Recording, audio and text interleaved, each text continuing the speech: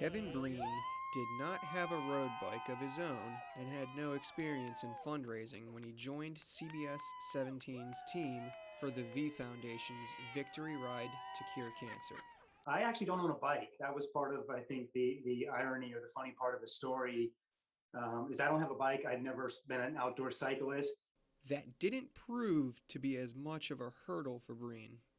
He raised almost $22,000, which was more than any other rider in the 2021 event, and propelled Team CBS 17 to a second-place finish in team fundraising.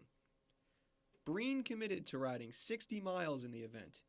He borrowed a 30-year-old bicycle from his uncle.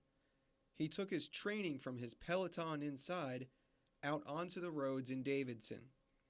He began with 15-mile rides and worked his way up to eclipsing the 50-mile mark the week before the Victory Ride. His mother-in-law's battle with cancer was the motivation behind it all. This year was a little more special, if you will, or just a little more important. My mother-in-law, who obviously I'm very close to, has been battling breast cancer since 2015. And it had gone into remission for a couple of years, and we thought she'd beat it.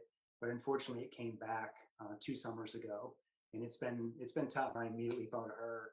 And I thought in some small way, maybe I can make something good happen out of what she's going through. So I did it in support of her and on her first struggle.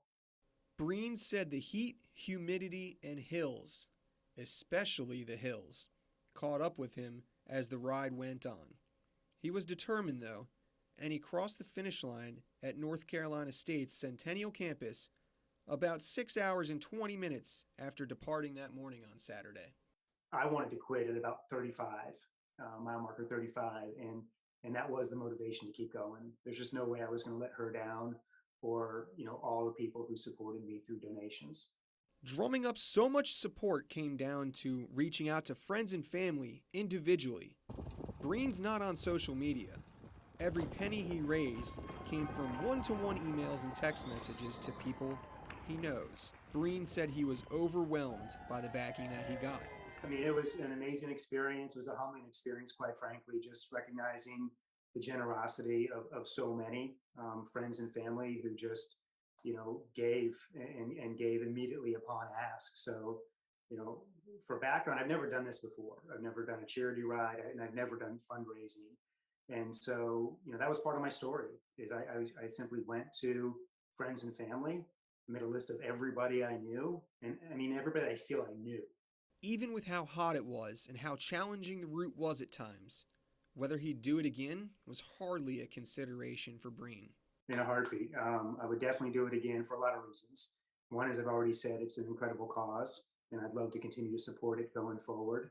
And then on the personal side, I just, I want to do it again. I know I can do it, and I want to be more prepared, I guess. And I got to beat the heat next time.